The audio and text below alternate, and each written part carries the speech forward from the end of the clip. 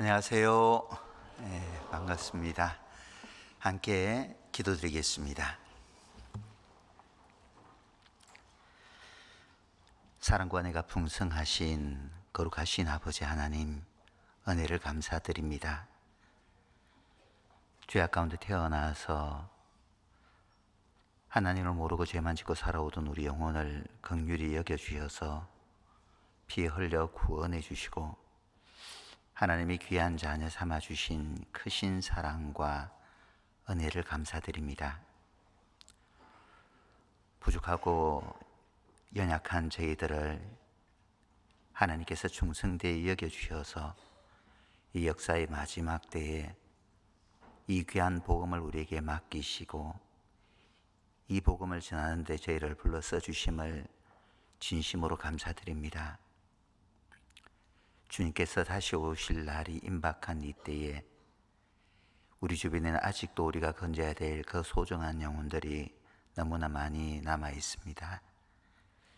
하나님께서 그들의 영혼을 더욱더 긍휼히 여겨주셔서 아무도 이루어지지 아니하고 모두 하나님의 크신 사랑과 은혜를 깨달아 영원한 천국의 소망을 다 누릴 수 있도록 은혜 베풀어 주시기를 간절히 바랍니다.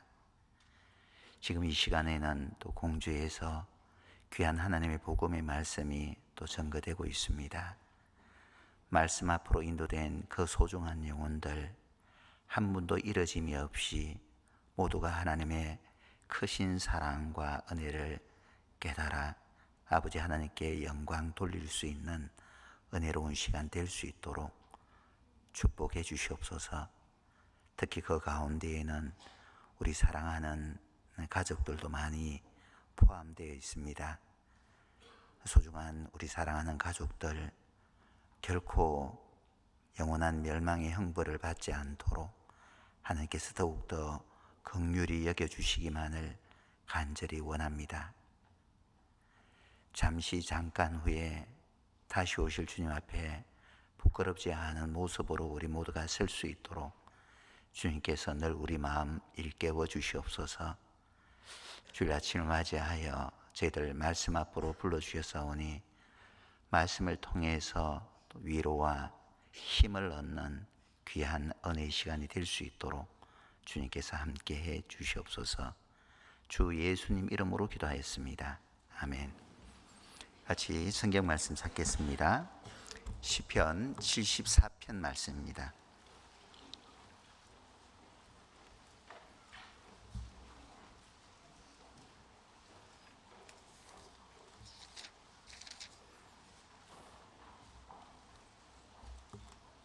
시편 구약성경 74편 16절입니다. 구약성경 855페이지입니다. 16절 말씀을 같이 한번 읽어보도록 하겠습니다. 낮도 주의 것이요 밤도 주의 것이라 주께서 빛과 해를 예비하셨으며. 여기까지입니다. 코로나 3년 긴 시간 동안 또 다들 많이 또 고생하셨으리라고 생각을 합니다. 코로나로 이제 그쳤으면 참 좋겠지만은 코로나가 끝난 후에 여러 가지 이제 경제적인 어려움들도 함께 겹쳐짐으로 말미암아 많은 또 어려움의 시간들을 또 보내고 계시는 분들 또한 많이 계시리라 생각을 합니다. 주님 앞에 가는 그날까지 많은 힘들고 어려운 일들을 피할 수는 없으리라 생각을 합니다. 지금 이 시간에도 여러 가지 또 힘들고 어려운 문제들로 인해서 마음에 고통이 있는 분들, 또 여러 가지 경제적인 문제로 인해서 힘들어 하시는 분들, 또 여러 가지 예기치 못한 또 일들로 말미암아 어려운 가운데 계신 분들 참 많이 계시리라 생각을 합니다. 언젠가 아침에 이제 세수하고 이제 출근하기에 앞서서 머리를 다듬다가 거울 앞에 이제 제 얼굴을 물끄러미 쳐다보니까는 어떤 생각이 드냐면은 왜 이리 늙었노? 그 생각이 드는 거예요. 얼마 되지 얼마 전까지만 하더라도 주름도 거의 보이지 않았는데 주름도 점점 늘어나는 것 같고, 또 오늘 보니까 손을 보니까 손등 위에 예전엔 탱탱했었는데 막 주름이 잡히는 거예요.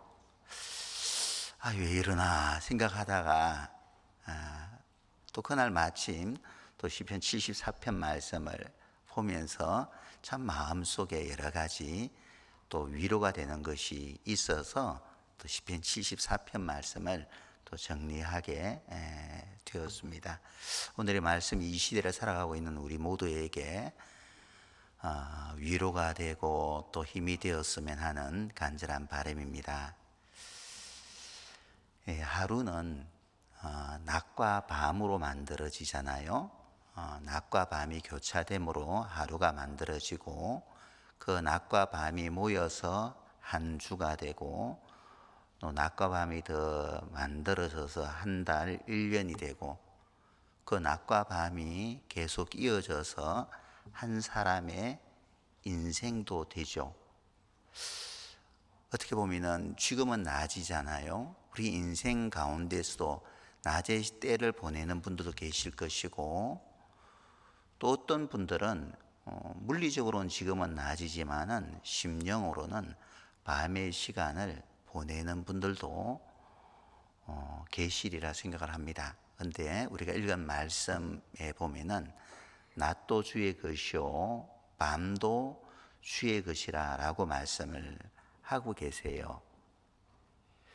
하나님께서 낮도 주의 것이요 밤도 주의 것이라고 말씀을 하실 수 있으면, 낮을 만드신 분도 하나님이시고 또 밤을 지으신 분도 하나님이시기 때문에 낮도 주의 것이요 밤도 주의 것이라고 말씀을 하고 계시는 것이죠. 내 인생의 낮도 주님의 것이고, 주님의 것이기 때문에 주님이 나에게 주신 것이고, 내 인생의 밤도 주님의 것이고 주님의 것이기 때문에 이 시간 나에게 하나님께서 밤도 주셨습니다. 창세기 1장 말씀 보겠습니다.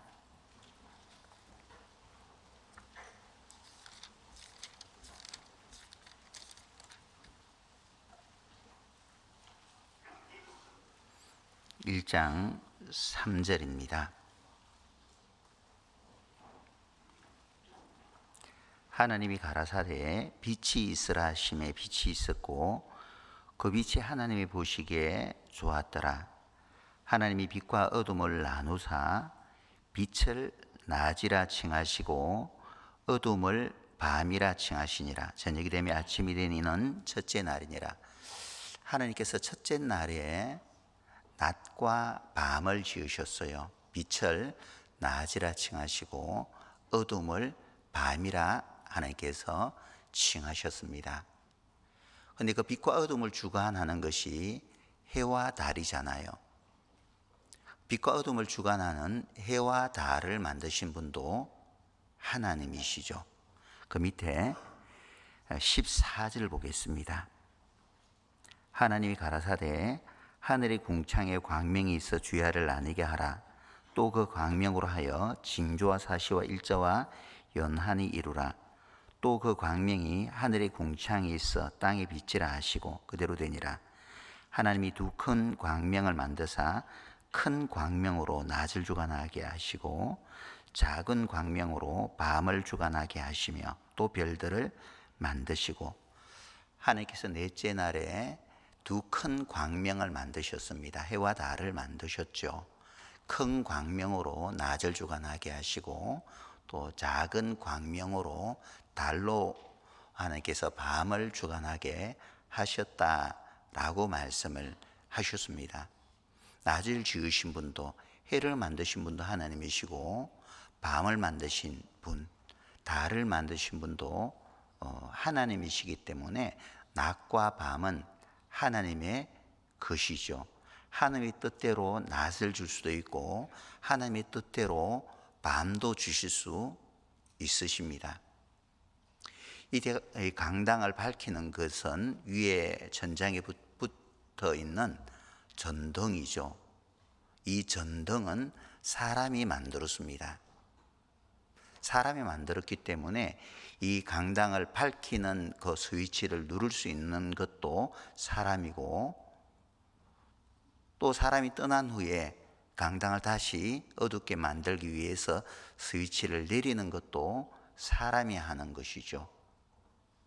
너무 환하니까 강도를 좀 조절해야 되겠다 해서 일부의 전등을 끌 수도 있고, 더 환하게 밝힐 수 있는 것도 사람의 뜻에 의해서 얼마든지 조절할 수 있는 것처럼, 낮의 밝기를 낮의 주인 대신 하나님께서 얼마든지 하실 수 있고, 밤의 어둠의 정도를 하나님이 밤을 만드셨기 때문에 얼마든지 하나님께서 조절하실 수 있다는 것입니다. 내 인생의 낮의 밝기를 하나님께서 얼마든지 조절하실 수 있고, 내 인생의 밤을 하나님께서 지으셨기 때문에 하나님께서 얼마든지 내 인생의 밤도 조절하실 수 있다는 것을 우리는 꼭 기억할 필요가 있습니다. 하나님께서는 언제든지 이 낮과 밤을 교차되게 만드셨다는 것이죠. 전도서 7장 말씀 보겠습니다. 구약성경 전도서 7장입니다.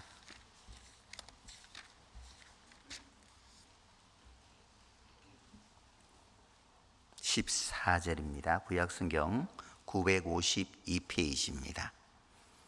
14절 같이 한번 읽겠습니다. 형통한 날에는 기뻐하고 공고한 날에는 생각하라. 하나님이 이 두 가지를 병행하게 하사 사람으로 그 장래일을 능히 헤아려 알지 못하게 하셨느니라. 형통한 날에는 기뻐하고 공고한 날에는 하나님께서 생각하라. 하나님이 이 두 가지 일을 병행하게 하셨다고 말씀을 하셨어요. 형통한 날, 인생의 낮도 하나님이 지으셨고, 공고한 날인 인생의 밤도 하나님이 지으셨어요. 이 두 가지 일을, 형통함과 공고함, 낮과 밤을 병행하게 하신 분은 하나님이시죠. 내가 인생의 낮을, 형통한 날을 보내고 있다면 이 또한 하나님께서 주신 것이기 때문에 누리면 되는 것이고, 내 인생의 공고함, 밤이 찾아온 것도 하나님께서 주신 것이기 때문에 하나님께서 왜 내 인생에 공고함을 주셨는지, 이 밤을 주셨는지 또 깊이 생각하는 가운데서 하나님께서 나를 위해 예비하신 은혜를 바라볼 수 있어야 되리라고 생각을 합니다. 이사야서 45장 말씀 보시겠습니다.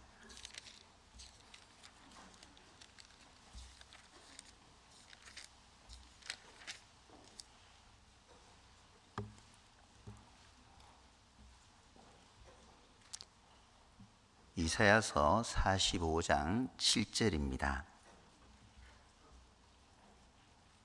나는 빛도 짓고 어두움도 창조하며 나는 평안도 짓고 환난도 창조하나니 나는 여호와라.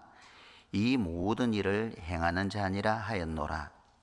나는 하나님은 빛도 짓고 낮도 짓고, 하나님은 어두움도 창조하며 밤도 하나님이 창조하신 분이셔요.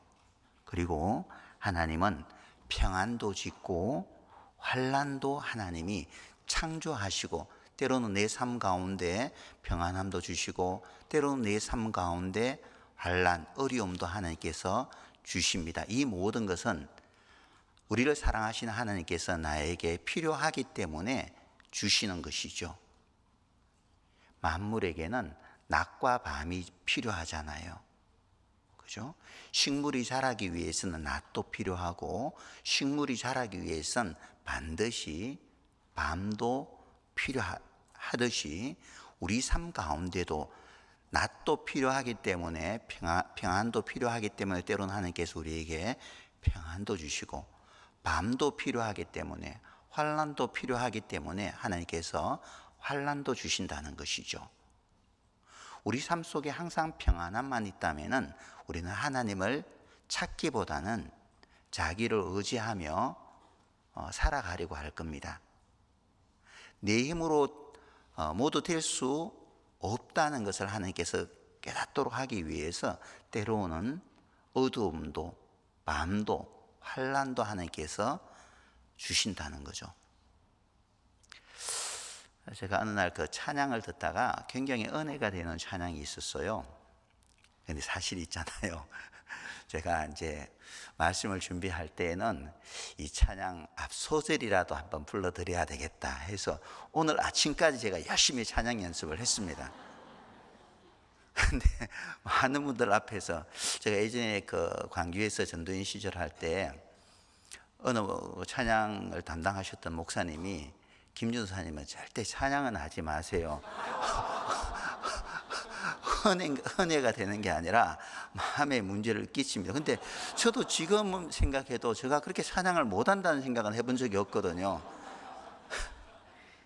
근데 이제 아마 들어보셨을 거예요. 당신의 일생 중에라는 찬양. 아마 찬양곡 가운데 제가 볼 때는 가장 긴 시간 또 찬양이지 않을까. 가장 긴 시간 불러지는 찬양이 아닐까 싶어요.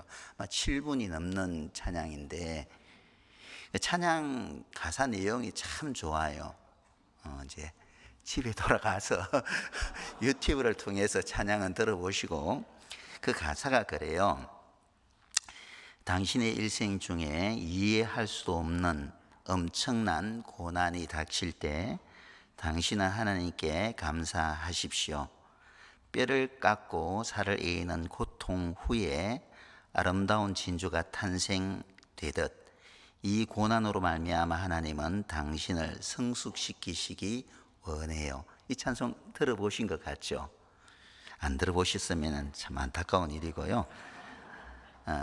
그 뒤에 보면은 우리의 이 작은 머리로서는 일일이 그 뜻을 헤아릴 수 없어서 때로는 불평하고 하나님께 원망을 하기도 합니다. 그러나 그럴 때도 우리 주님은 반드시 웃으시며 지켜보시고 우리의 철부지 어리석음을 용서하여 주시기를 원하시지요. 그분은 묵묵히 웃으시며 그 고난의 시나리오를 진행시키시고 한 인간의 성숙되어 가는 과정을 지켜보고 계시죠. 가능하다면 그 처음 불평의 늪에서 빨리 벗어나야 해요. 그만큼 당신은 빨리 하나님의 계획 속에 동참케 되는 것이죠. 모질고 험했던 그 고난이 다 지난 후 당신은 조용히 거울 앞에 서서 그 안에 머물러 있는 또 하나의 당신의 모습을 겸손한 마음으로 바라보세요. 어쩌면 몰골은 더 초라해지고 초췌해졌을지라도 그 안에 거듭 태어난 튼튼한 당신의 영혼, 당신의 그 모습을 볼 수 있다면 당신은 참 복된 인생입니다 하는 그런 찬양입니다. 참 죄송스러운 게 참 찬양을 해드렸으면 더 은혜가 되었을 법했는데 가사 내용이 어느 정도 전달되었으리라고 생각을 합니다. 근데 이 시를 어떻게 쓰게 되었느냐 하면은 그 과정이 참 재밌어요. 최용덕이라는 분이 이 시를 이제 썼는데요. 이분이 시골에 있다가 갑작스럽게 이제 배에 통증을 느끼고 시골 병원에 갔더니 안 되겠다고 큰 병원으로 빨리 가야 되겠다고 해서 이제 지금은 거의 다 시골 길도 포장이 되었지만은 이제 오래전 일이기 때문에 포장이 안 된 비포장 도로를 덜컹거리며 1시간 넘게 이동을 해서 이제 좀 더 큰 도시로 나가서 병원에 이제 들어갔는데요. 응급실로 바로 들어가서 이제 누우니 응급 환자가 왔으니까 응급 환자를 담당하는 의사가 달려왔을 거잖아요. 달려왔는데 냄새가 나는데 무슨 냄새가 나냐면은 솔솔 알코올 술 냄새가 나는 거예요. 의사 몸에서. 이거 어떡해요. 큰일 났다 싶은데 의사가 이리 보더니 안 되겠다고 이건 급한 상황이니까 바로 수술을 해야 된다고 하길래 어떻게 할 거예요. 달리 이제 손쓸 방법이 없으니까 몸을 맡겼죠. 수술이 들어가는데 수술실에 들어가서 이제 환한 불빛이 들어오고 이제 수술이 진행되는데 이제 급하면은 전신 마취하지 않잖아요. 불이 켜지고 이제 수술이 진행되려고 하는갑다. 이제 이렇게 생각하고 있었는데 수술을 진행하는 과정이 너무 아픈 거예요. 너무 고통스러워서 이를 깨물면서 이제 수술이 진행되고 또 수술을 이제 마치게 되었습니다. 너무 아프다. 수술을 마치고 난 후에 그리고 이제 회복실에서 가만히 누워서 이제 기다리고 있는데 간호사들끼리 쑥덕쑥덕 하는 말이 오늘 큰일 날 뻔했어. 왜? 했더니 의사 선생님이 마취를 안 했어. 의사 선생님이 술 먹고 마취를 하지 않은 거예요. 그러니까 너무 억울한 거죠. 너무 억울해서 이제 눈물을 한참 쏟다가 이제 이 시를 썼다고 합니다. 왜 하나님께서 나에게 이 고난을 주셨는지, 이 고난을 주신 것도 하나님의 뜻이 분명히 있지 않을까, 그런 마음에서 그 병상에서 바로 수술 후에 이 시를 썼다고 합니다. 우리 삶 가운데도 정말 이해할 수 없는 어떤 어려움들, 고난들이 참 많이 찾아오죠. 기록된 말씀처럼 하나님은 빛도 짓고 어둠도 창조하며 평안도 짓고 하나님은 환난도 창조하시고 때로는 평안도 주시고 때로는 환난도 우리에게 주시는데 그 모든 평안과 또 환난은 우리의 유익을 위해서 하나님께서 주시는 것들입니다.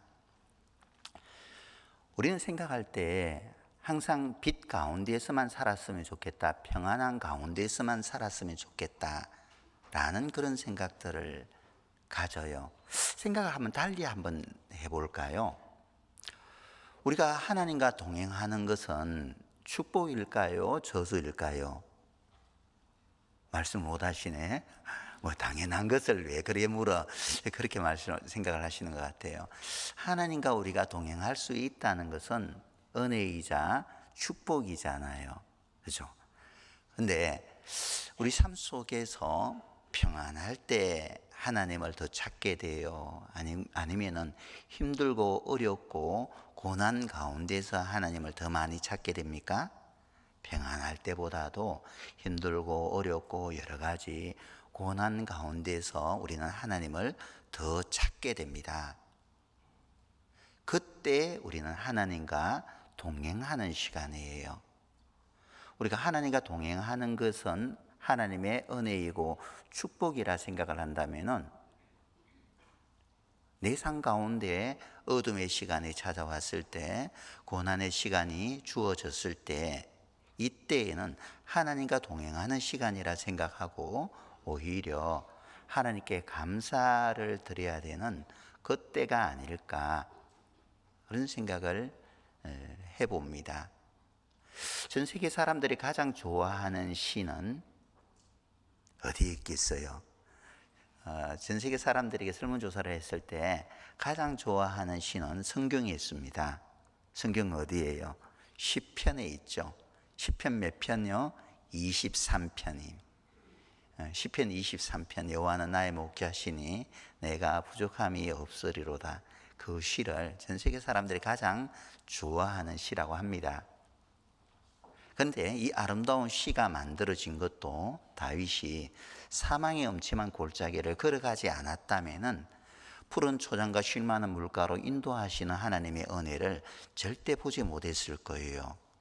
다윗이 사망의 음침한 골짜기를 걷는 가운데 선하신 목자 되신 하나님께서 푸른 초장과 쉴 만한 물가로 인도하기 위해서 사망의 음침한 골짜기로 통과시킨다는 것을 깨닫게 되었고, 깨닫고 난 후에 시편 23편을 기록하게 된 것이죠. 그죠? 그래서 내 삶 가운데 어둠의 시간을 내가 통과한다고 해서 또 고난 또 환난을 또 겪는다고 해서 조금이라도 낭망하거나 힘들어할 이유는 없다 생각을 합니다. 감당할 수 있을 만큼의 또 고난을 주신다고 했으니까 이 시간이 지나고 나면은 또 하나님께서 나에게 평안을 주실 것을 믿기 때문에 빛을 지으신 분은 하나님이시기 때문에 그 빛도 주님께서 나에게 허락하실 것이라는 믿음 가지고 우리는 걸어갈 뿐이죠. 사무엘상 2장 한번 보시겠습니다.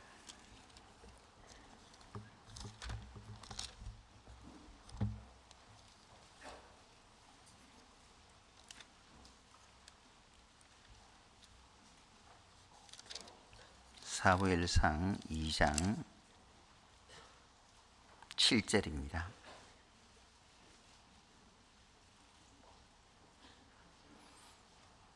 같이 한번 읽어보도록 하겠습니다. 2장 7절 같이 읽겠습니다. 여호와는 가난하게도 하시고 부하게도 하시며 낮추기도 하시고 높이기도 하시는도다. 하나님은 가난하게도 하시고 부하게도 하시며 또 낮추기도 하시고 하나님은 높이기도 하시는 분이에요. 내가 너무 가난하다고 해서 실망할 필요는 없어요. 내가 너무 부하다고 해서 또 마음을 또 높일 하등의 이유도 없는 것이죠. 하나님은 때로는 나를 높이기도 하시고 나를 낮추기도 하세요. 저는 한 번씩 연초에 이제 식구들에게 인사하면서 연초에 이제 목사님들께서 이제 성도들에게 첫 인사하면서 이제 뭐 건강하세요, 하나님의 은혜가 늘 함께하세요 덕담을 한 번씩 하시잖아요. 저는 한 번씩 인사말을 건넬 때 부자 되세요 그런 인사말을 한 번씩 드립니다. 부자 되고 싶죠? 이것도 답이 없으시네. 지족하는 마음이 대단한 것 같습니다. 저는 개인적으로 모든 하나님의 자녀들의 삶이 부유해졌으면 좋겠다라는 생각을 갖습니다. 부자가 정말 되었으면 좋겠어요, 식구들이 다. 하나님은 부하게도 하시며 부도 주신다고 되어 있잖아요. 그런데 왜 하나님께서 저 형제 저 자매 우리 동서들은 부유한데 나는 왜 이렇게 가난하나, 그런 생각들을 갖잖아요. 왜 하나님의 능력이 부족해서 나에게 부를 주시지 못하는 것일까요? 그게 아니에요. 내가 그것을 다스릴 수 있는 힘이 없기 때문에 하나님께서 주시지 못할 뿐이에요. 부라는 것은 양면에 날카로운 칼과 같은 거예요. 잘 쓰면은 유익하죠. 뭐 영혼을 건지는데 이 물질이 얼마나 귀하게 사용되어 주겠습니까? 근데 이 부가 잘못되면은 신앙을 또 망치게도 만들잖아요. 갑작스럽게 나에게 30억 로또가 당첨되었다고 가정을 해보죠. 30억 로또가 됐다. 어떤 생각부터 가질 것 같아요?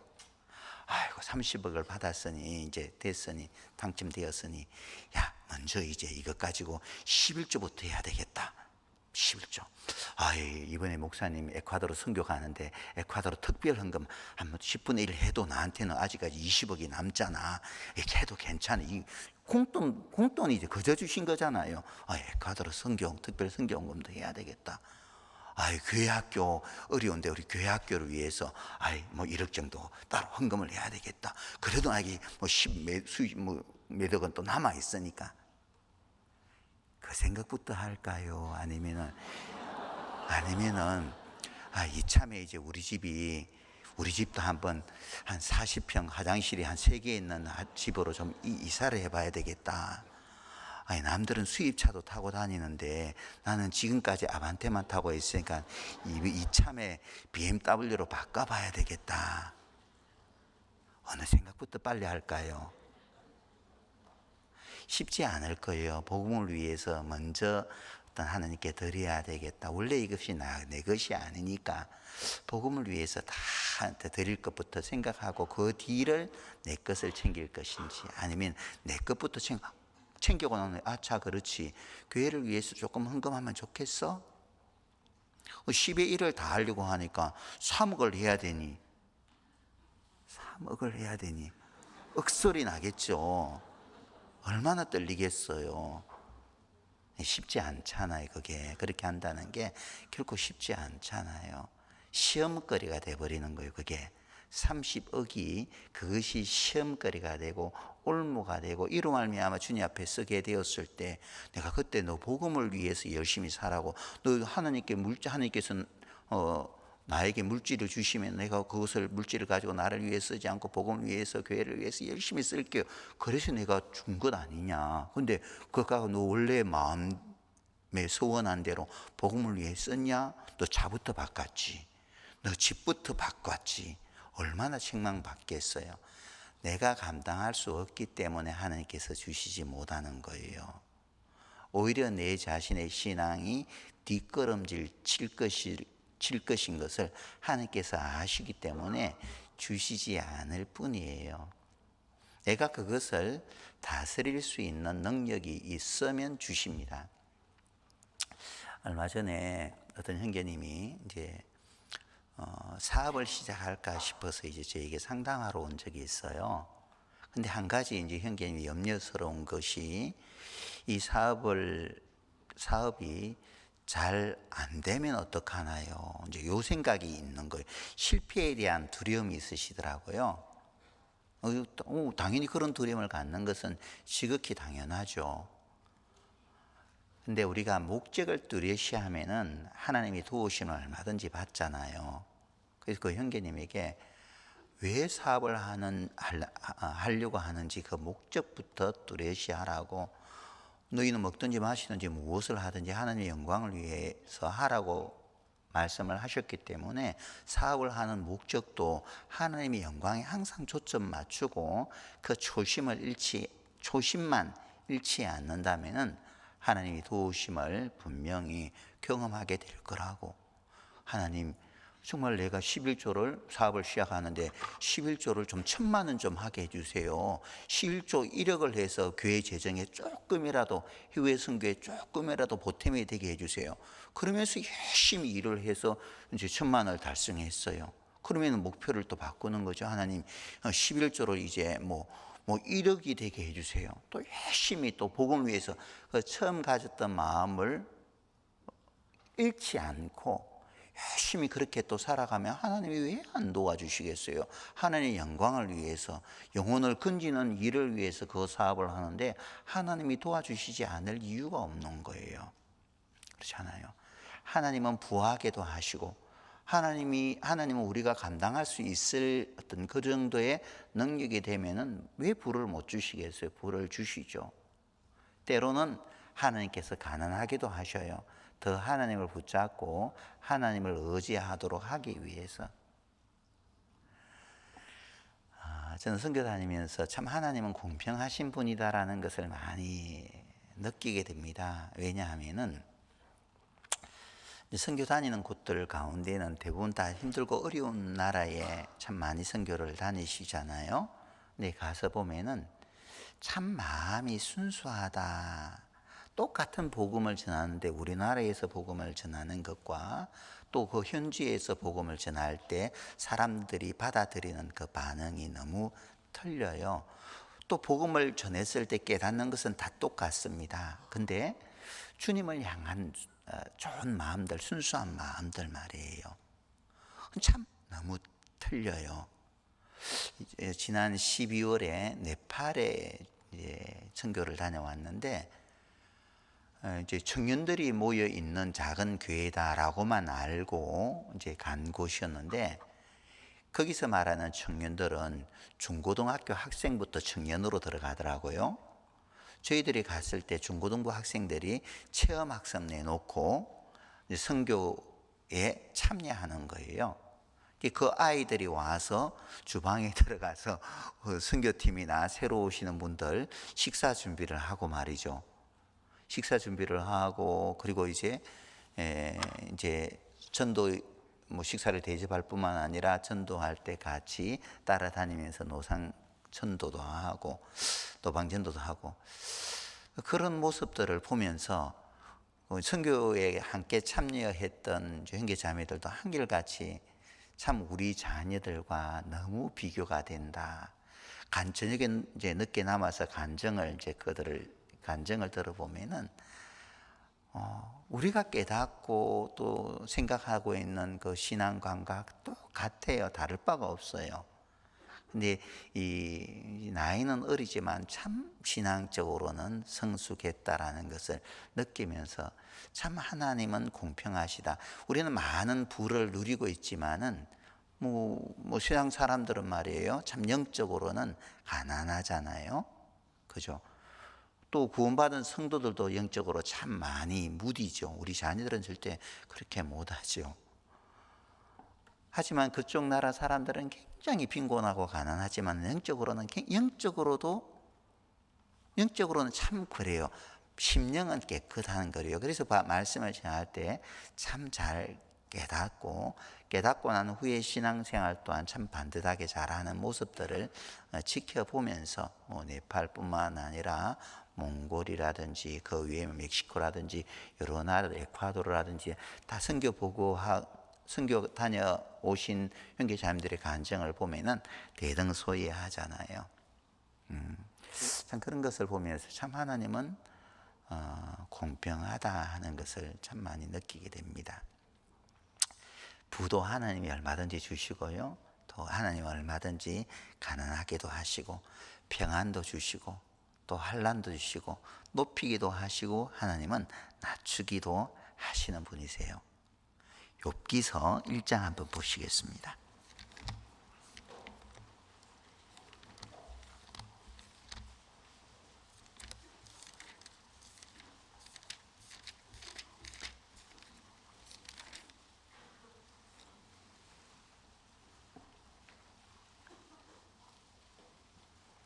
(20절입니다) 욥이 일어나 겉옷을 찢고 머리털을 밀고 땅에 엎드려 경배하며 가로되 내가 모태에서 적신이 나와 싸운적 또한 적신이 그리로 돌아가올지라. 주신 자도 여호와시오 취하신 자도 여호와시오니 여호와의 이름이 찬송을 받으실지니이다 하고 이 모든 일에 욥이 범죄하지 아니하고 하나님을 향하여 어리석게 원망하지 아니하니라. 2장 9절도 보죠. 그 아내가 그에게 이르되 당신이 그래도 자기의 순전을 굳게 지키느뇨 하나님을 요구하고 죽어라. 10절은 같이 한번 읽겠습니다. 그가 이르되 그대의 말이 어리석은 여자 중 하나의 말 같도다. 우리가 하나님께 복을 받았은즉 재앙도 받지 아니하겠느냐 하고 이 모든 일에 욥이 입술로 범죄치 아니하니라. 1장 전반부에 보면은 욥의 부에 대해서 욥이 하나님께 누렸던 그 축복에 대해서 먼저 말씀을 하고 있죠. 당대에 욥은 의인이었잖아요. 그래서 마귀가 이제 욥을 시험하게 됩니다. 하나님이 많은 것을 주셨으니까 욥이 하나님을 섬기는 것이지 하나님께서 모든 것을 취하신다면은 뺏어 가버린다면은 욥은 그러한 마음을 버리게 될 겁니다. 해봐라. 하나님께서 마귀에게 허락했죠. 사단에게 허락했을 때 사단이 치게 됩니다. 욥이 가졌던 모든 재산을 쳤죠. 다 잃어버렸습니다. 욥의 자녀들도 쳐버렸습니다. 욥의 자녀들 다 죽었습니다. 낮에 속하였다가 갑작스럽게 밤으로 이제 가고 있는 거예요. 욥이 그죠? 낮을 주신 분도 하나님이시고 욥에게 지금 현재 밤을 주신 분도 하나님이세요. 근데 10절에 보면은 뒤에 후반절에 2장 10절 후반절에 보면은 하나님께 복을 받았은즉 재앙도 받지 아니하겠느뇨 하고 이 모든 일에 욥이 입술로 범죄치 아니하니라. 욥의 아내가 이런 것을 보고도 믿음을 순전하게 지키느냐, 차라리 하나님을 욕하고 죽어라는 어떤 저주의 말을 퍼부어도 욥은 조금도 흔들림이 없죠. 환경에 따라서 신앙에 흔들림이 없는 거예요. 이게 믿음의 진수잖아요. 그죠? 좋을 때는 열심히 하하호하면서 열심히 신앙생활 하다가 조금 힘들고 어려우면은 취미에 빠지고 때로는 모임에서 뭐 이탈돼 버리고 그런 경우도 참 많이 보잖아요. 어떤 상황에 처한다 할지라도 이 모든 것은 하나님께서 나에게 허락하신 것이다라는 그 믿음을 견지하는 것이 정말 참 중요하죠. 그래서 욥은 하나님께 먼저 복을 받았은즉 하나님께로부터 우리가 복을 받은 때도 있지 않았냐. 복도 받았은즉 또 재앙도 받을 수 우리가 얼마든지 있는 거야. 주신 분도 하나님이시고 우리가 이 땅에 태어날 때 뭐 가지고 태어났냐. 아무것도 가진 것 없이 태어났다가 이만큼 지금까지 누리며 살다가 다시 하나님께서 가져가신다고 하는데 내가 무슨 말할 게 있냐. 주신 분도 하나님이시고 취하에 가신 분도 하나님이시니까 하나님의 뜻이 있겠지. 그러면서 이 모든 일로 인해서 하나님을 향해 불평의 말이나 원망의 말을 욥은 내뱉지 않았다는 거죠. 참 우리는 연약한 인간이기 때문에 참 그렇게 되지 못하는 경우들이 참 많잖아요. 어찌할 바를 모르죠. 힘들고 어려운 일들이 뭐 힘들고 어려운 일은 겹쳐 찾아온다고 많이 말들 하잖아요. 겹쳐 찾아오면은 참 그 시간을 보낸다는 것이 결코 쉽지 않아요. 우리가 기억해야 될 것은 지금까지의 낮을 만드신 분도 하나님이시고 지금 내가 처한 이 어둠을 만드신 분도 하나님이세요. 그래서 낮의 주인도 하나님이시고 밤의 주인도 하나님이시라면 이 모든 것은 하나님으로 말미암아 비롯된 것이라는 것을 믿고 기다리는 것이 필요하지 않을까 생각을 합니다.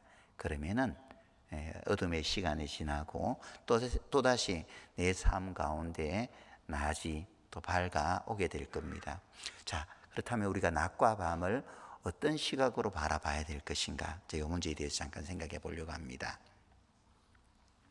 하루는 낮과 밤으로 만들어지는데 서양 사람들이 보는 관점은 낮에서 아침에서 시작해서 밤이 저물며 하루가 끝났다 그렇게 생각을 하잖아요. 세상 사람들의 관점은 낮에서 밤으로 가는 거예요. 그런데 하나님은 달리 말씀하시죠. 저녁이 되면 아침이 되니 이는 첫째 날이라 둘째 날이라 저녁이 되면 아침이 되니 이는 셋째 날이라 이렇게 말씀을 하시잖아요. 하나님의 관점은 밤에서 낮으로, 세상의 관점은 낮에서 밤으로 가죠. 그죠? 세상의 많은 사람들은 낮에서 밤으로 가고 있습니다. 우리 비근한 예로 누가복음 16장에 보면은 부자와 나사로 이야기가 나오잖아요. 부자는 어때요? 낮에서 밤으로 가는 삶을 살았던 겁니다. 날마다 호화로이 연락했잖아요. 반면에 나사로는 먹을 것이 없어 부자의 상에서 떨어지는 것으로 배불리려 하며 그마저도 부족했잖아요. 밤이죠. 또 죽는 것도 나사로가 먼저 죽었어요. 부자는 더 오래 살았죠. 서양 사람들이 볼 때에는 부자는 성공한 사람의 대표적인 어떤 표본이 될 것이고 또 나사로는 실패한 사람의 어떤 모델이 될 수 있을 겁니다. 부자는 인생을 성공적으로 살았고 나사로는 인생을 실패한 사람으로 낙인 찍지 않겠어요? 이 땅에서의 삶만 놓고 본다면 부자는 성공한 사람이고 나사로는 실패한 사람인데 그 뒤에 반전이 있죠. 부자는 낮에서 밤으로 갔어요. 음부에서 고통 가운데 하나님께 호소하잖아요. 나사로 손가락에 물 한 방울만 찍어서 내 혀를 서늘하게 하소서. 밤이 된 거예요. 그죠? 죽음 후에 반전이 일어난 겁니다. 낮에서 한순간에 밤으로 추락하게 됐죠. 나사로는 반면에 이 세상에서 비록 살 때에는 밤에서 어려움 가운데서 그 시간들을 보냈지만은 영원한 시간을 주님과 함께 보냈잖아요. 낮에 머물게 된 겁니다. 사랑하는 주님과 함께 영원한 시간을 보내게 된 것이죠. 세상의 사람들은 한결같이 이렇게 낮에서 밤으로 근데 밤에 있는 성도들은 때로는 그것을 부러워할 때가 있어요. 야, 우리 동서는 좋은 차 타고 다니고 수입차 타고 다니고 좋은 집에 살고, 또 저 형제는 항상 좋은 차가 타고 다니고 내 차는 항상 이렇고, 낮에 있는 사람들을 늘 부러워할 때가 있죠. 그죠? 우리 직장 동료들은 뭐 잘 살고. 저도 그랬었어요.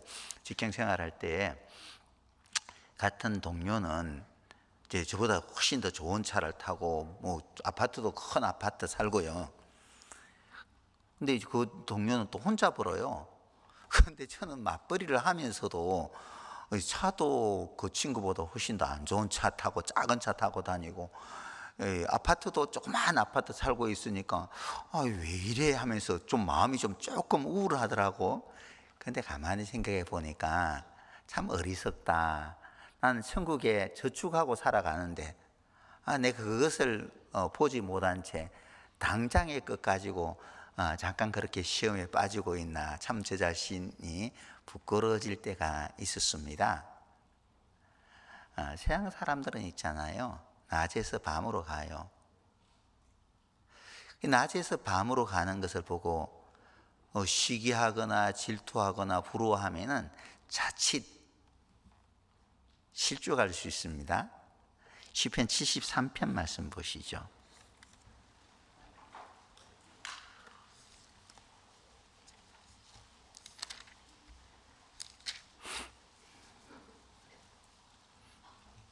(73편) 2절입니다. 나는 그의 실족할 뻔하였고 내 걸음이 미끄러워질 뻔하였으니 이는 내가 악인의 형통함을 보고 오만한 자를 질시하였음이로다. 세인은 죽는 때에도 고통이 없고 그 힘이 건강하며 타인과 같은 고난이 없고 타인과 같은 재앙도 없나니. 뒤로 돌려서요 12절 보겠습니다. 볼지어다 이들은 악인이라 항상 평안하고 재물은 다도다.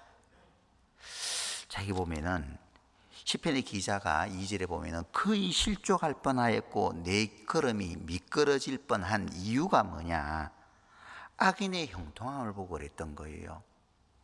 왜 악인이 잘 되냐? 하나님의 자녀는 이렇게 힘들고 어렵게 살아가는데 악인은 왜 매사 하는 일마다 잘 되냐? 이로 인해서 시편의 기자는 실족할 뻔했다. 이들은 악인인데 그들의 재물은 더하고요, 항상 평안하고. 이해가 되질 않잖아요. 왜 나는 하나님의 자녀인데 어렵게 살아가는데 왜 악인이 잘 되냐? 우리 가운데도 얼마든지 이런 마음을 가질 수 있다 생각을 해요. 그 잔치집의 돼지는 잘 먹이잖아요. 그죠? 요즘은 이제 도살장에서 도축한 돼지를 사서 잔치를 벌이는데, 옛날에는 동네마다 저는 잘 시골에서 이제 안 살아봐서 모르는데, 옛날에는 각 가정마다 이것은 1월에 잡을 돼지, 이것은 2월에 잡을 돼지, 그렇게 키웠다고 하더라고. 시골에 사신 분들 이야기를 들어보니까 1월에 누구 집 아들 애울 때, 결혼시킬 때 잡을 돼지, 이것은 2월에 누구 집 딸 시집 보낼 때 잡을 돼지, 순번을 정해 놓았다는 이야기를 들었습니다. 그런 날짜가 다가오면 그 돼지는 잘 먹여요. 잘 먹여야지 살도 많이 나올 거니까. 그래요. 세상 사람들은 이 생에 살아갈 때에는 얼마든지 잘 살 수 있습니다. 마귀가 또 그렇게 얼마든지 이 세상은 나에게 넘겨준 것이 되었으므로 나의 원하는 자에게 줄 수 있다고 했잖아요. 마귀가 하나님과 멀어지도록 하기 위해서 물질의 풍요로움을 세상 사람들에게 얼마든지 던질 수가 있는 거예요. 물질적으로 부유하면은 영혼은 굉장히 가난해져 가는 것이 분명한 사실이죠. 그죠? 자, 뒤에 보면은 17절, 73편 17절, 하나님의 성소에 들어갈 때야 저희 결국을 내가 깨달았나이다. 주께서 참으로 저희를 미끄러운 곳에 두시며 파멸에 던지시니 저희가 어찌 그리 졸지에 황폐되었는가. 놀람으로 전멸하였나이다. 세상의 사람들은 빛 가운데 살아가는 사람들은 미끄러운 곳에서 살아가요. 미끄러운 곳에 있기 때문에 언제 미끄러질지 모르죠. 미끄러지지 않는 것은 하나님께서 그를 붙잡고 계시기 때문에, 기회를 주시기 때문에 살고 있는 것이지 뭐 자기가 잘나서 살고 있는 건 아니에요. 하나님이 놓아버리면 참으로 저희를 미끄러운 곳에 두사 파멸에 던져, 하나님이 놓아버리면 파멸에 바로 던져지는 거예요. 그때부터 순식간에 어둠이 진행되잖아요.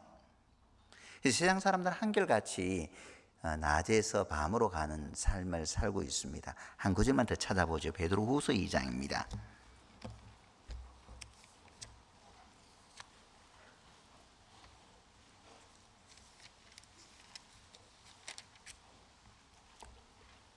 (2장) 12절입니다. 그러나 이 사람들은 본래 잡혀 죽기 위하여 난 이성 없는 짐승 같아서 그 알지 못한 것을 회방하고 저희 멸망 가운데서 멸망을 당하며 불의의 값으로 불의를 당하며 낮의 연락을 기쁘게 여기는 자들이니 점과 흠이라. 너희와 함께 연애할 때에 저희 간상 가운데 연락하며 음심이 가득한 눈을 가지고 범죄하기를 쉬지 아니하고 굳세지 못한 영혼들을 유혹하며 탐욕에 인단된 마음을 가진 자들이니 저주의 자식이라. 이 저주의 자식은 이성 없는 짐승 같아서, 이 사람들은 13절에 기록된 대로 낮의 연락을 기쁘게 여기는 자들이에요. 이 세상에 살아가는 날 동안 호화롭게 잔치하며 살아가는 그런 사람들인 겁니다. 그러다가 그 결국이 어떻게 되느냐, 그 결국이 17절에 보면은 이 사람들은 물 없는 샘이요 강풍에 밀려가는 안개니 저희를 위하여 캄캄한 어둠이 예비되어 있나니. 이 무법한 자들을 위해서는, 낮에 거하는 사람들을 위해서는 캄캄한 어둠이 예비되어 있다. 이제 조금 지나면은 이 세상에서 호화롭게 살아가는 그 삶도 신속히 지나간다고 했잖아요. 신속히 지나가니 우리가 날아가나이다. 금방 지나가요. 영원히 그 권세를 누릴 것 같아도 잠깐 훅 하고 지나가는 거예요.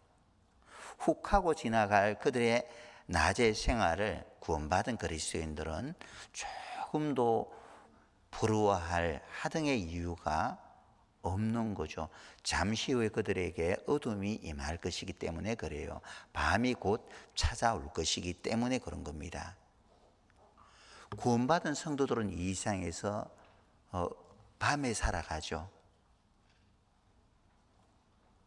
구원받고 난 후의 삶이 형통함만 있으면 좋을 건데 어려운 일들을 참 우리는 많이 만나게 되잖아요. 시편 30편 말씀 보겠습니다.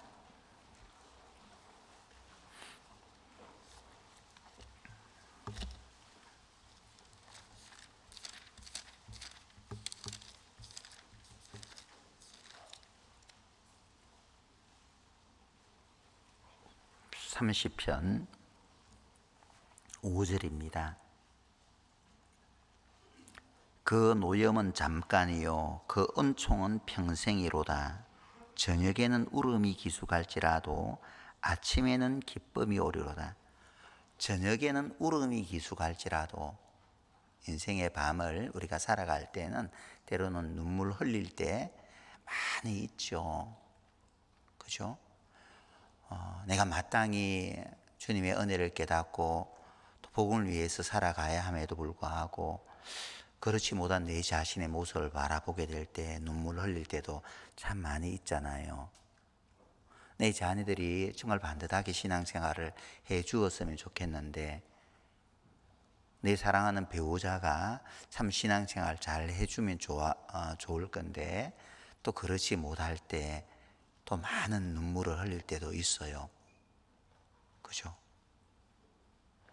또 때로는 내 사랑하는 사람들이 구원받지 못함으로 또 그들의 영혼을 위해서 애써 전도도 해보지만은 내 마음을 알아주지 못하고 계속 배척하는 어떤 그런 말을 하고 또 모멸감을 줄 때에는 참 많은 눈물을 흘릴 때도 많이 있죠, 그죠? 참 성도들은 참 많이 눈물을 흘리는 것 같아요. 때로는 교회 안에서도 공연한 오해를 받아서 또 눈물을 흘릴 때도 참 성도들은 많이 있습니다. 구원받기 이전에는 그렇게 눈물을 많이 흘려본 것 같지는 않은데 구원받고 난 후에는 왜 그리 눈물이 많아지는지 모르죠. 그죠? 참 많이 눈물을 흘려요. 이 땅에서는 눈물이 많이 흘려도 저녁에는 울음이 기숙할지라도 아침에는 기쁨이 와요. 이 눈물의 골짜기를 다 지나고 나면은 주님께서 예비하신 아름다운 그 나라에 이르게 되었을 때는 나를 기쁨과 평강 가운데서 영원한 시간을 정말 우리가 사랑하는 주님과 보낼 수 있잖아요. 그래서 울음이 기숙한다 할지라도 눈물 골짜기를 짓는다 할지라도 너무 크게 좌절하고 낭망할 이유가 없고 눈물을 흘린다는 것은 그만큼 우리 마음이 주님을 향하고 있다는 거예요. 주님을 향하고 있기 때문에 복음을 위해서 우리가 눈물도 흘릴 수 있는 거죠. 시편 좀 뒤로 넘겨서요. 84편 말씀을 보시겠습니다.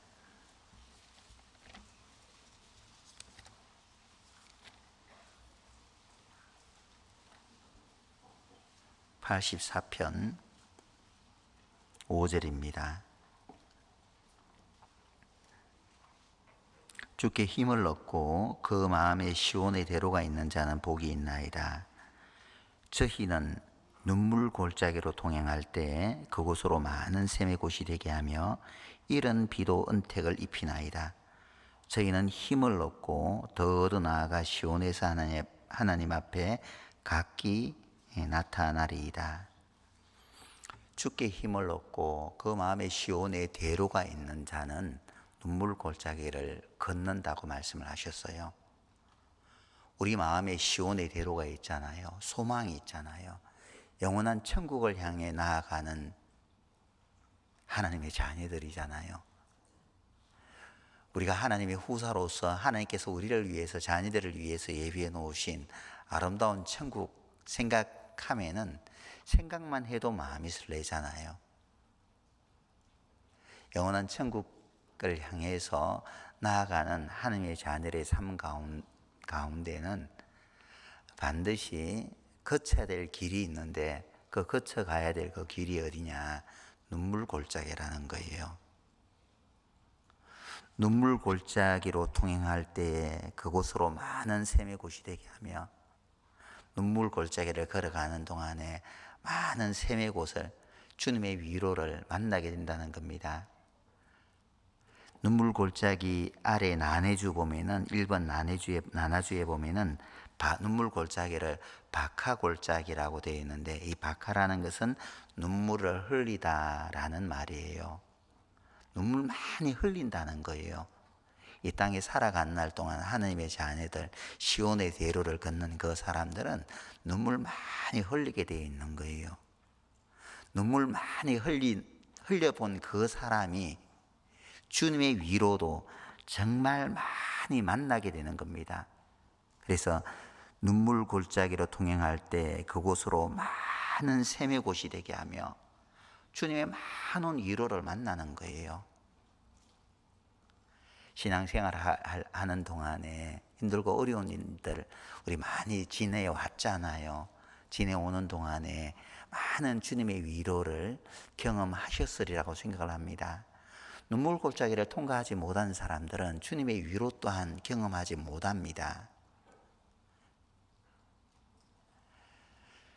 힘들고 어려울 때 우리는 주님 한 분밖에 붙잡을 분이 없잖아요. 해외에서 복음을 전하는 많은 선교사님들이 있습니다. 누구 붙잡고 어려운 이야기들을 하겠어요? 현지 구원받은 그리스도인들에게 내 속 사정을 다 이야기하겠어요? 그렇다고 해서 함께 이제 같이 선교를 떠난 그 동역자 되는 아내에게 힘든 이야기를 다 내놓을 수가 있겠어요? 따라온 것만 하더라도 얼마나 감사한데, 이 어려운 이야기를 또 꺼냈다가는 또 얼마나 또 아내마저도 힘들게 할까? 말 못 꺼내는 거죠. 눈물 골짜기 계속 걷는 거예요. 그러면서 이 어려움들을 누구에게 이야기하겠어요? 하나님께 말할 수밖에 없는 거예요. 하나님께 고백할 때에 하나님으로부터 위로가 오는 거예요. 그렇잖아요. 우리가 힘들고 어려울 때 사람의 말이 위로가 되던가요? 사람의 말이 위로가 되는 것이 아니라 하나님께서 찾아주셔서 말씀을 보내 내 마음을 쓰다듬어 주시고 나를 위로할 때, 그때 진정한 위로를 경험하게 되잖아요. 눈물 골짜기를 통과한 사람이 훗날 주님 앞에 서게 되었을 때 또 더 많은 위로를 경험하지 않겠어요? 우리 각자가 주님 앞에 서게 되었을 때 주님은 우리 각자에게 찾아주시죠. 찾아주셔서 그 눈에서 모든 눈물을 씻기심에, 이 땅에서 우리가 흘렸던 모든 눈물은 우리의 눈물병에 주님께서 다 담아 두셨다고 했으니까, 우리가 주님 앞에 서게 되었을 때 복음을 위해서 흘렸던 그 눈물은 눈물병에 다 담아 두셔서 닦아주시는 거예요. 껴안으시고 닦아주시는 겁니다. 우리가 주님 앞에 서게 되었는데 주님께서 내 앞에 오셔서 닦아주려고 하는데, 눈물을 닦아주려고 하는데, 주님을 위해서, 복음을 위해서 흘린 눈물이 한 방울도 없다면은 주님이 물끄러미 나를 쳐다보실 거예요. 얼마나 안타깝게 바라보시겠어요. 그리고 그냥 통과하시겠죠. 물끄러미 쳐다보시고 그냥 통과할 거예요. 어떤 마음으로? 어떻게 그렇게 살 수 있었냐? 어떻게 이렇게 살 수 있었냐? 안타까운 마음으로 그냥 통과하실 거예요. 안 그래요? 자녀들이 때로는 부모 마음 헤아리지 못할 때 참 안타깝죠. 부모는 자녀를 사랑하기 때문에 정말 그 좋은 길로 부모는 인도하고 싶은 마음이 있어요. 자녀의 유익을 위해서 자녀에게 권면하고 바른 길로 인도하려고 하는데, 자녀들은 그 부모 마음을 헤아려주지 못할 때 참 속상하죠. 안타깝기도 하고, 바라보면 참 그래요. 만감이 교차하죠. 그런 마음 자녀들은 잘 모르더라고요. 키우다 보니까, 자녀를 키우다 보면은 자녀들 그 마음 헤아리지 못하더라고요. 자기들 주장만 이야기하지. 그죠? 우리가 주님 앞에 서게 되었을 때 그때도 비슷하지 않을까? 여호와께서 내게 주신 모든 은혜를 무엇으로 보답할까? 하나님께서 나에게 주신 은혜는 너무나 크고 많은데, 그 은혜에 합당하게, 은혜를 받은 사람으로 합당하게 살아가야 함에도 불구하고 복음을 위해서 전혀 산 흔적이 보여지지 않을 때 주님께서 얼마나 안타깝게 나를 바라보실까? 그래서 우리는 이 땅에서 많은 눈물을 흘리는 겁니다. 복음을 위해서 많은 눈물을 흘리는 거예요. 필요하죠. 눈물 골짜기를 많이 통과해 본 사람이 눈물 골짜기를 통과하는 사람을 위로할 수가 있어요. 나는 한 번도 자녀로 인해서 고난받던 경험이 없는데, 자녀로 인해서 고난받고 있는 식구들에게 가서 위로한다고 할 때 그게 위로가 되겠어요? 네 자녀는 맨날 뭐 밖에서 사고만 치고 와요. 뭐 성적을 받아와도 뒤에서 세는 것이 더 빠르고 말이에요. 근데 그 엄친아를 둔 엄마가 교회 안에서부터 반듯하게 살아가고 학교에서도 모범이고 부모 속썩인 일도 한 번도 없는 그 엄마가 속썩이는 엄마에게 위로를 할 때, 아이 자녀를 키우다 보면 그럴 수가 있어. 이게 위로가 되겠어요? 근데 어떤 자녀가 자녀로 인해서 정말 힘들고 어려운 시간들을 보내다가 그 자녀가 이제 뒤늦게 가로늦게 이제 정신 차리고 교회 안에 돌아온 경험을 한 엄마가 가서 나도 누구 알잖아. 우리 애 누구 알잖아. 얼마나 속썩였는지 전주교회에서도 유명히 내놓았잖아. 근데 지금 봐봐. 기다려주니까 안 되더라. 조금만 찾아봐봐. 참아봐봐. 기도하고 기다리면은 언젠가는 착한 아들이 되어서 돌아올 거니까 계속 기도해. 나를 생각해봐. 그러면 그 말은 위로가 되잖아요. 아, 맞아. 저 자매 아들 옛날에 전주교회에서 내놓았지. 근데 지금 얼마나 제정신 돼가지고 얼마나 열심히 사냐. 나도 기다리면 되겠구나. 저 자녀는 우리 아들보다 더 심했는데 위로가 되는 거예요. 눈물 골짜기 통과해 보지 못한 사람은 정말 눈물 골짜기 통과하는 사람에게 위로가 안 돼요. 정말 나에게 힘들고 어려운 어떤 시련이 찾아온 사람들에게 다윗이 찾아왔다고, 다윗 왕이 찾아오셨다고 생각을 해봐요. 정말 힘들겠구나. 정말 자녀로 인해서 정말 마음 아프지. 내 간증 한번 들어볼래? 하면서 다윗이 간증을 풀어놓을 거잖아요. 우리 아들 몇 남매가 있으니 셋째 그놈이 지 형을 죽여버렸잖아. 근데 그마저도 내가 용서해 줬어. 정말 용서하지 못할 그 죄를 지어도 내가 용서해 줬는데 그 아들이 나에게 어떻게 했는지 알아? 그 아들이 나를 배반하고 나를 죽이려고 모반을 해버렸어. 그리고 내 첩들을 백주대낮에 사람들이 보는 가운데에서 겁탈까지 했어. 내가 너무나 억울해서 대굴에서 궁궐에서 쫓겨날 때 맨발로서 울면서 산을 올라갔지. 쭉 이야기를 해줄 거잖아요. 근데 하나님께서 결국은 내 사정을 아시고 회복시켜 주셨다. 그런 이야기를 쭉 들으면서 내가 그 말을 책으로 써놓은 게 있거든. 시편 3편 한번 읽어봐봐. 그러면서 시편 3편 말씀을 쭉 읽을 때 눈물을 흘리면서 그것이 위로가 되는 거예요. 위로가 되잖아요. 눈물 골짜기를 통과한 사람이 정말 위로가 되는 거예요. 그 말에 위로가 되는 거예요. 사도 바울이 찾아와서 정말 힘들겠구나. 내가 복음을 전함으로 애매히 고난받은 것 이야기해 줄까? 나는 살 소망까지 끊어질 정도의 고난을 받았어. 내 고난받은 것 적어 놓은 것이 있는데 고린도후서 11장 한번 읽어봐봐. 얼마나 내가 고생 많이 한 줄 아니? 또 지금 겪고 있는 고난은 내가 당했던 고난과 비교해 보면은 그것은 정말 아무것도 아니야. 내가 고린도후서 11장을 읽어보면서 사도 바울이 겪었던 고난 생각해 보면은 정말 아무것도 아니거든요. 근데 바울이 이야기를 하는 거예요. 그 고난을 통해서 내가 뭐 배운 줄 알아? 그 고난을 통해서 하나님 의지하는 법 배웠어. 하나님이 이 고난을 주신 것은 나로 하여금 더 하나님 붙잡도록 하기 위해서 하나님께서 나에게 이 고난을 허락하신 거야. 그런 쭉 말을 들을 때 있잖아요. 마음의 위로가 되는 거예요. 눈물 골짜기를 정말 통과한 사람들이 눈물 골짜기를 통과하는 사람들의 마음을 헤아릴 수 있고 또 진정한 마음의 위로도 건넬 수가 있는 거예요. 눈물 골짜기를 통과하는 사람들이 주님의 사랑을, 주님의 은혜를 더 깊이 깨닫고 또 더 감사하는 마음을 갖게 되죠.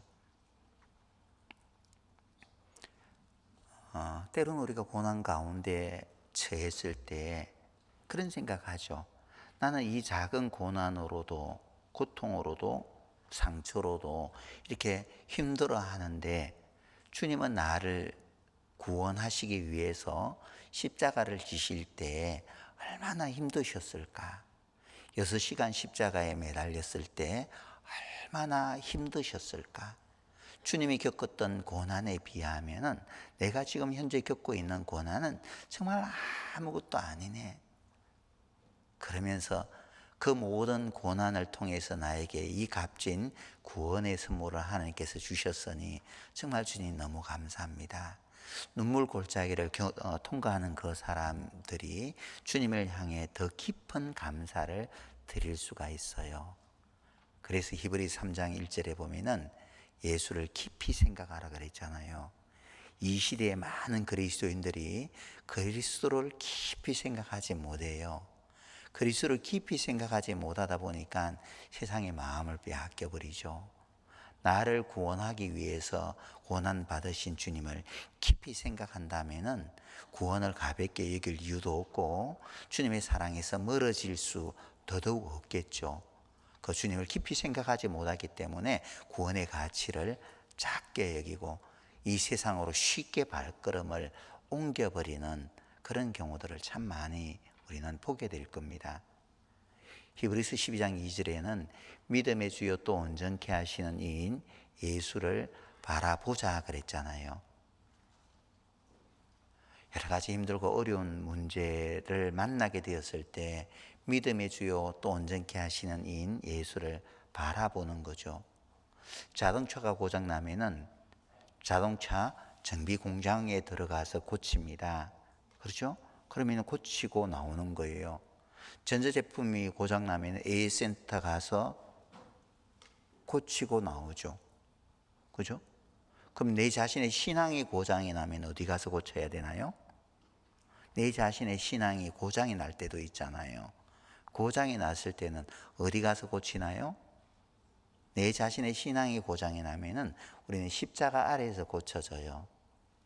십자가 아래에서 나를 구속하기 위해서 십자가에서 고난 당하신 주님을 바라볼 때 믿음의 주요 또 온전케 하시는 이인 예수를 바라볼 때 형제 자매들에 대하여 원망하는 마음과 또 판단하는 마음과 또 시기하는 마음이 올라와서 어찌할 바를 모를 때 십자가에 달리신 주님 바라보면은 내가 지금 무슨 짓 하고 있지? 정신이 바짝 들잖아요. 주님은 나를 나 같은 죄인도 받아줬는데, 나같이 형편없는 사람도 받아줬는데, 내가 조금 이거 형제자매가 잘못했다고 해서 이것을 마음에 두고 내가 사냐? 너무 부끄럽잖아요. 그죠? 세상으로 나아가려고 했던 그 마음도 십자가 앞에 나아가서 십자가 바라보면은 십자가에서 나를 구원하기 위해서 피 흘리신 주님 바라보면은 어떻게 세상으로 나아갈 마음을 품겠어요? 고침 받는 거죠. 내가 봉사하기 싫어서 봉사 일에 계속 교회다가 크다 보니까 때로는 봉사할 때 봉사가 많이 겹칠 때도 많을 거예요. 또 특히 어머니 자매들 요즘 직장 생활하는 어머니들이 많잖아요. 그러다 보니까는 이제 봉사할 분들이 없어서 봉사하는 분들이 계속 봉사해야 되는 경우들이 많이 있죠.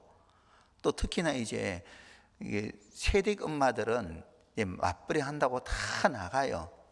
흔댁 엄마들만 교회에 다 남았죠. 옛날부터 교회 젊었을 때부터 교회 안에서 봉사해 왔어요. 엄마들은. 그죠? 그리고 자녀들 결혼하고 그리고 이제 이 자녀들이 어머니 해가 들어와서 이제 어머니 해를 차고 나가야 되는데 그 엄마들은 돈 벌러 나간다고 직장에 다 나가다 보니까 또 남아는 우리가 또 주방에서 다듬고 있는 거예요. 근데 그렇게 이제 계속 겹쳐지는 봉사를 하다 보면은 육신으로 이제 고달프고 힘들 때도 있죠. 근데도 주님 바라보면은 용기를 얻고 또 위로를 얻고 힘을 얻거든요. 주님이 겪으셨던 고난 생각하면은 아무것도 아니고 이 고난을 통해서 얻게 될 영광 생각하면은 기쁨으로 또 이제 갈질을 하는 거죠. 기쁨과 감사함으로 또 갈질을 할 수 있는 거예요. 그렇잖아요. 그래서 눈물 골짜기를 통과한 사람들이 주님의 사랑과 또 주님의 은혜를 더 깊이 깨달을 수 있습니다. 그리고 이 눈물 골짜기는 아무나 걸을 수 있는 길이 아니에요.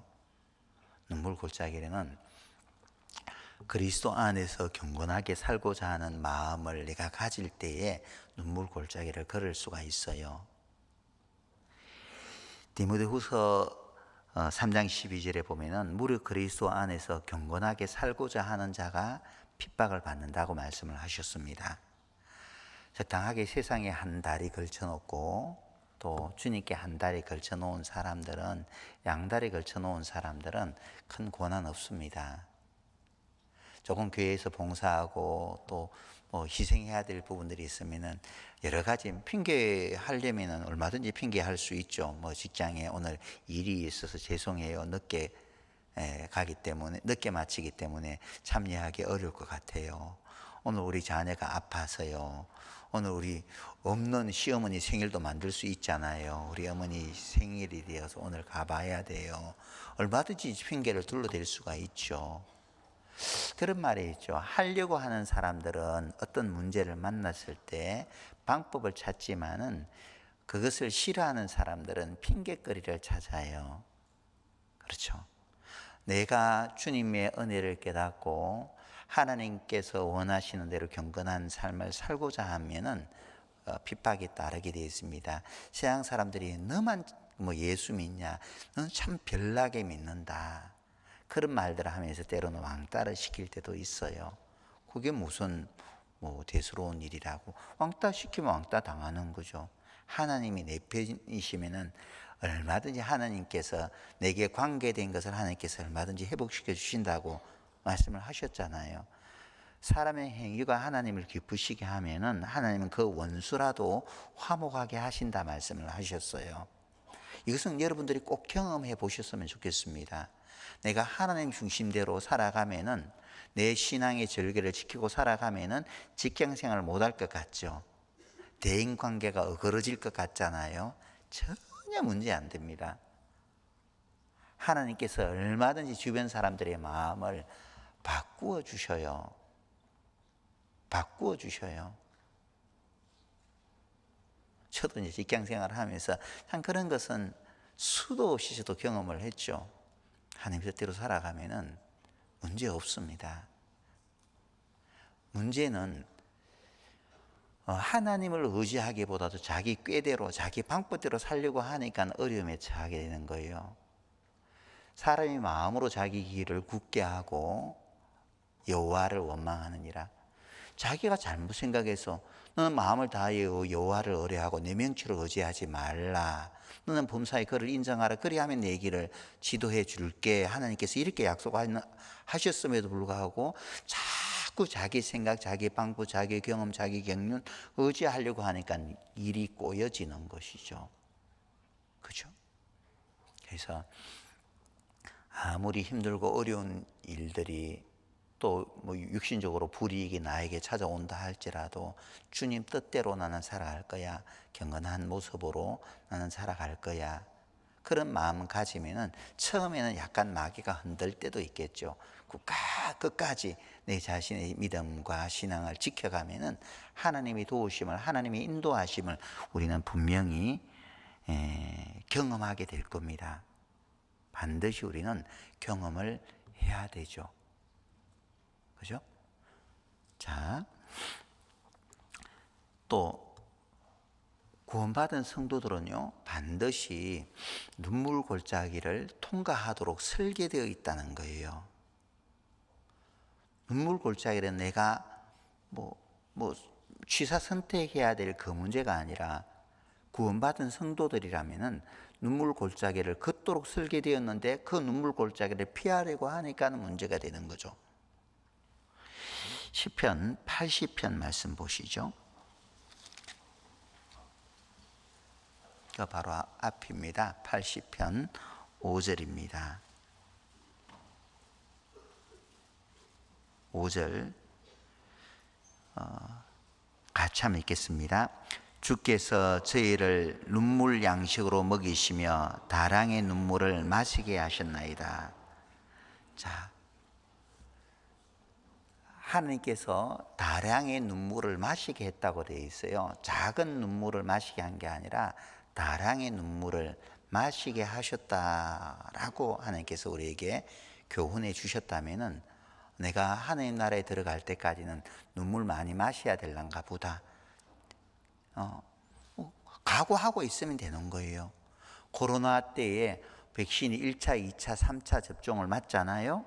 4차 접종까지 하신 분도 계실 것인데, 백신이라는 것은 미리 맛을 보는 거잖아요. 그 바이러스를 약간 맛을 보는 겁니다. 그래서 면역세포들이 기억하게 하는 거예요. 이런 균이 들어오면 잘 대처하라고. 그렇죠. 각오하고 있으면 고난이 찾아왔을 때 문제될 것 없는 거예요. 각오하지 않고 있다가 어려움이 찾아오다 보면은 그때 이제 우리는 당황하게 되는 겁니다. 시편 34편 19절에 보면은 의인에게는 고난이 적으나 이렇게 돼 있으면 얼마나 좋겠어요. 근데 시편 34편 19절에 보면은 의인에게는 고난이 많으나 이렇게 기록되어 있습니다. 그 모든 고난에서 여호와께서 건지시는도다 이렇게 말씀을 해 주셨습니다. 의인에게는 고난이 없으나가 아니라 의인에게는 고난이 많다라고 말씀을 하셨어요. 그러니까 분명히 내가 하나님 나라에 들어갈 때까지 고난이 많이 따를 것을 생각한다면은 고난이 찾아왔을 때 올 것 왔다 그렇게 생각하면 되는 거예요. 아름다운 자기가 만들어지기 위해서는 반드시 어디예요? 화로 속으로 고로 속으로 들어가야 되잖아요. 그 토기장이가 말이에요. 진흙을 빚어서 어떤 자기를 만들고 자기 형틀에다가 자기를 만들고 유약 바르고 난 후에 어때요? 화로 속으로 가마 속으로 넣잖아요. 뜨거운 불을 통과하고 나면은 이제 영롱한 이제 자기가 만들어집니다. 오늘 암송했잖아요. 그가 나를 단련하신 후에는 내가 정금같이 나오리라. 정금을 만들어 주시기 위해서 하나님께서 때로는 어둠도 주시는 거, 밤도 주시는 거예요. 환난도 주신다는 겁니다. 고난도 주신다는 거예요. 고난을 주시는 것은 나를 더욱더 단련시켜서 정금으로 만들기 위해 고난 주신다는 것을 기억하고 고난이 찾아왔을 때 피하려고 생각하기보다도 고난을 통해서 주실 하나님의 은혜를 바라보는 것이 온전한 믿음이라 생각을 합니다. 당황할 이유는 없는 거예요. 고난이 찾아왔을 때 이 고난은 영광으로 이어질 것을 생각하고 우리는 이 고난을 눈물 골짜기를 받아들여야 될 겁니다. 히브리서 11장 24절에 보면은 모세는 바로의 공주의 아들이라 칭함을 거절하고 하나님의 백성과 함께 고난 받는 길을 선택했다고 기록되어 있죠. 왜 호화롭게 바로의 공주의 아들로서 애굽의 궁정에서 바로의 궁정에서 얼마든지 편안하게 살 수 있음에도 불구하고 광야 그 고난의 길을 선택했습니까? 이는 상주심을 바라봅니다. 모세가 이 선택을 할 무렵에는 피라미드를 세우고 그럴 무렵이잖아요. 거대한 이 피라미드를 세우기 위해서는 뛰어난 수리학이라든지 이런 학문이 이제 발달되어져야지, 이러한 것이 잘 정립되어져야지 피라미드를 건축할 수 있는 거예요. 모세는 왕궁에서 이러한 수리학을 다 배운 사람입니다. 계산에 능한 사람이에요. 나이 40이 되었으면 굉장히 지혜로울 때잖아요. 모세가 이 선택을 할 때 아무런 계산 없이 하나님의 백성과 함께 고난받는 길을 선택했겠어요? 자기의 정체성을 알고 하나님의 백성과 함께 자기 백성들과 함께 고난받으면 언제 내가 회복될지 기약이 없었잖아요. 근데 공주의 아들로서 왕자로서 왕궁에 편히 얼마든지 살 수 있음에도 불구하고 비교를 해봤겠죠. 왕궁에서 편히 사는 것과 백성과 함께 고난받는 것 어느 것이 낫겠는가. 아무리 계산을 해봐도 백성과 함께 고난받는 것이 낫게 백성과 함께 고난받는 편을 선택한 것이죠. 왜? 이는 상주심을 바라봅니다. 훗날 주님 앞에 서게 되었을 때 얻게 될 영광이 잠시 죄악의 나악을 누리는 것보다 훨씬 더 좋았다는 거예요. 그래서 모세는 가차없이 바로의 궁궐을 버릴 수 있었던 거죠. 눈물 골짜기를 많이 통과한 사람들이 훗날 주님 앞에 서게 되었을 때 얻게 될 영광도 더욱 크다는 것을 우리는 기억해야 됩니다. 고린도 후서 4장입니다.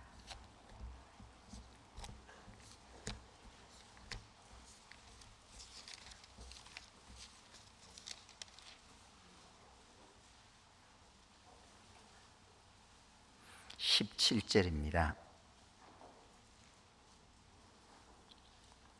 17절 우리의 잠시 받는 환난에 경한 것이 지극히 크고 영원한 영광에 중한 것을 우리에게 이루게 함이니, 우리의 잠시 받는 환난에 경한 것이, 환난, 밤은요 잠시 받는 거예요. 잠시. 이 밤의 시간은 잠깐이면 지나가는 겁니다. 천년이 지나간 어제 같으며 밤의 한 경점 같을 뿐입니다.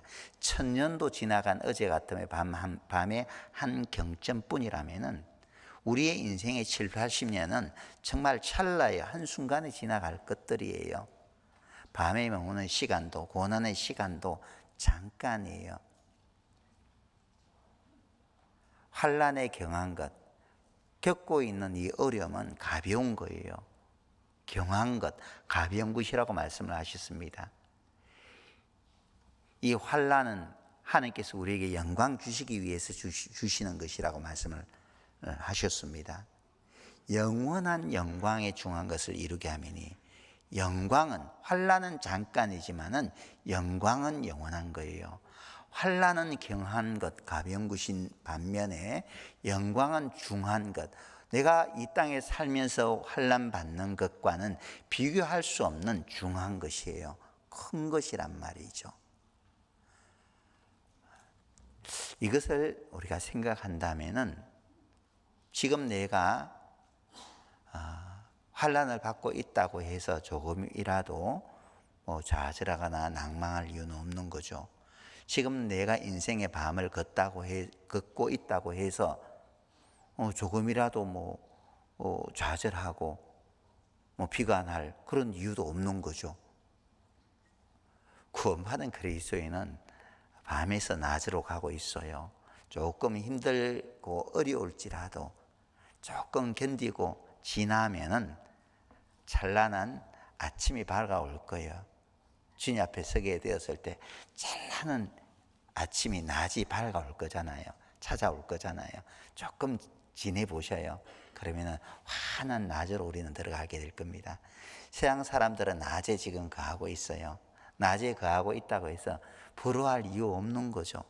부러워할 이유 없는 거예요. 왜? 그들은 소망이 없으니까. 그리고 잠시 후에 그들은 밤으로 나아갈 것이니까.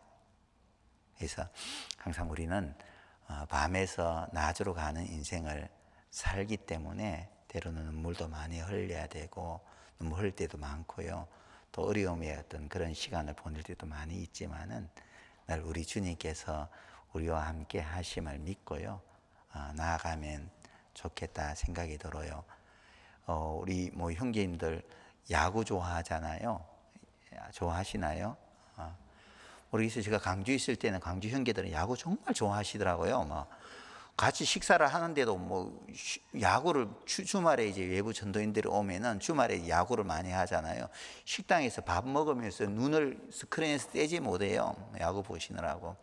야구가 재밌는 것이 역전이 있잖아요. 역전. 반전, 역전이 있잖아요. 그래서 역전이 한번 일어나고 나면 와 하고 막 환호하고 그러잖아요. 구원받은 그리스도인은 인생에 역전이 있어요. 다이나믹한 역전이 있다는 거예요. 아마 이야기 들어봤을 거예요. 이제 숫자 나라에서는 숫자가 높을수록 그 대장이잖아요. 그래서 숫자가 이제 0.5하고 숫자가 2하고는 갭이 크죠. 그래서 숫자 0.5는 숫자 2한테 항상 이제 고개를 숙여야 되는 거예요. 시키면 시킨 대로 물 떠와야 되고, 가방 가져와 하면 가방 가져와야 돼요. 근데 하루는 숫자 0.5가 2 앞에서 빳빳이 고개를 들고 가는 겁니다. 2가 화가 났죠. 너 왜 고개 들어? 그러면서 저기 이제 물 좀 떠와, 예전처럼 물 좀 떠와 하니까 아직까지도 내가 0.5로 보여? 나 좀 뺐어. 좀 빼니까 어때요? 한순간에 이제 5로 바뀌어져 버리잖아요. 구원받은 그리스도인들도 하나님이 한순간 우리 인생을 바꿔주실 날이 있어요. 비록 세상에 거할 때는 조금 어려워 보이도 우리는 밤에서 낮으로 가고 있는 것이라는 그 사실에 위로와 또 힘을 얻을 수 있는 우리 모두가 되었으면 좋겠습니다. 함께 기도하겠습니다. 사랑과 은혜가 풍성하신 거룩하신 아버지 하나님, 세상에 아무런 소망 없이 살아오던 우리를 은혜로 부르셔서 자녀 삼아주시고 영원한 천국을 향해서 오늘을 걷게 하심을 참으로 감사드립니다. 세상에 살아간 날 동안에는 또 여러 가지 힘들고 어려운 일을 만날지라도 하나님께서 우리를 위해서 예비하신 영원한 천국을 바라보며 또 우리 주님께서 우리에게 베푸르신 사랑과 은혜를 기억하며 주님과 함께 힘있게 우리에게 주어진 남은 삶을 살아가는 하나님의 자녀들이 다 될 수 있도록 하나님께서 도와주시고 또 인도해 주시기를 간절히 바랍니다. 이 시간 또 해외에서 복음을 위해서 수고하고 계시는 많은 복음의 일꾼들도 주님께서 기억하여 주셔서 이 역사의 마지막 때에 그들을 통해 하나님께서 이루시고자 하는 땅 끝까지 이 복음이 전해지는데 그들의 이 복음의 일꾼들을 더욱 귀하게 하나님께서 써주시기를 원합니다. 선교사님들의 각 가정도 하나님께서 은혜로 지켜주셔서 복음을 전하는데 아무런 어려움들이 없도록 하나님께서 친히 도와주시기를 간절히 바랍니다. 오늘 남은 시간들도 하나님께서 크신 은혜로 또 돌봐주시기를 간절히 바라며 우리 구주 예수님 이름으로 기도하였습니다. 아멘. 같이 찬송하시겠습니다. 은혜 찬송 133장입니다. 은혜 찬송 133장 찬송하시겠습니다.